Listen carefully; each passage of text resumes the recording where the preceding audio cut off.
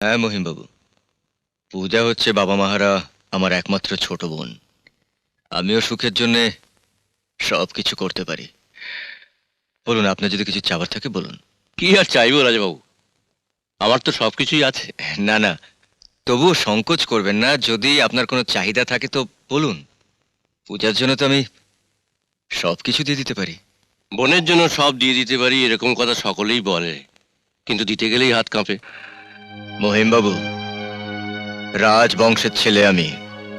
আমি সারা জীবন শুধু দু হাতে দিয়ে এসেছি। চান, আপনার কি চাওয়ার আছে চান বলুন। নিশিগঞ্জের মায়ের দিবি যা চাইবেন আজ আমি তাই দেব।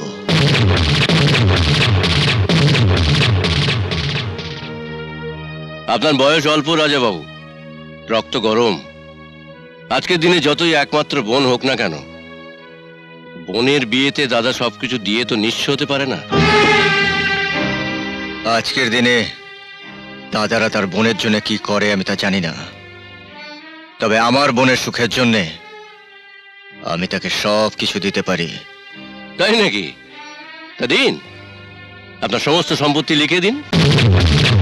কি পারবেন তো রাজাবাবু আপনার স্থাবর অস্থাবর সমস্ত সম্পত্তি লিখে দিতে?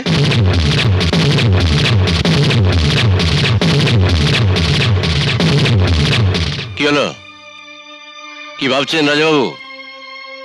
হয় না হয় না, সবাই তো আর দাতা হরিশ্চন্দ্র নয় যে প্রতিশ্রুতি দিলেই সবকিছু রক্ষা করতে হবে। কথায় আছে, কথা আর গুলি দুই সমান।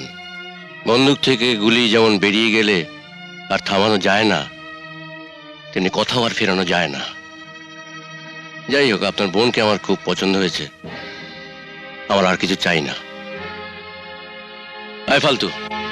দাঁড়ান, আমি প্রতিশ্রুতি দিলাম আজ থেকে আমার স্থাবর অস্থাবর এই সব কিছুর মালিক আমার ছোট বোন পূজা। সবকিছু ভেবে চিন্তে সিদ্ধান্ত নিয়েছেন তো রাজাবাবু? সিদ্ধান্তটা আমি আমার মাথা থেকে নয় মহিমবাবু, মন থেকে নিয়েছি। এখানে ভাবনার থেকে বেশি ভালোবাসা, একটা বোনের প্রতি তার দাদার কর্তব্য। তাহলে ওই কথাই রইল, যৌতুক হিসেবে আপনার সমস্ত সম্পত্তি আপনি আপনার বোনের নামে লিখে দিচ্ছেন। আরে মশাই, এতদিন তো শুধু আপনার নামই শুনেছি, আজ সচক্ষে দেখলাম। পাঁজি দেখে বিয়ের দিনটা তাহলে আমি পরে জানিয়ে দেবো। আজ আসি, নমস্কার। নমস্কার।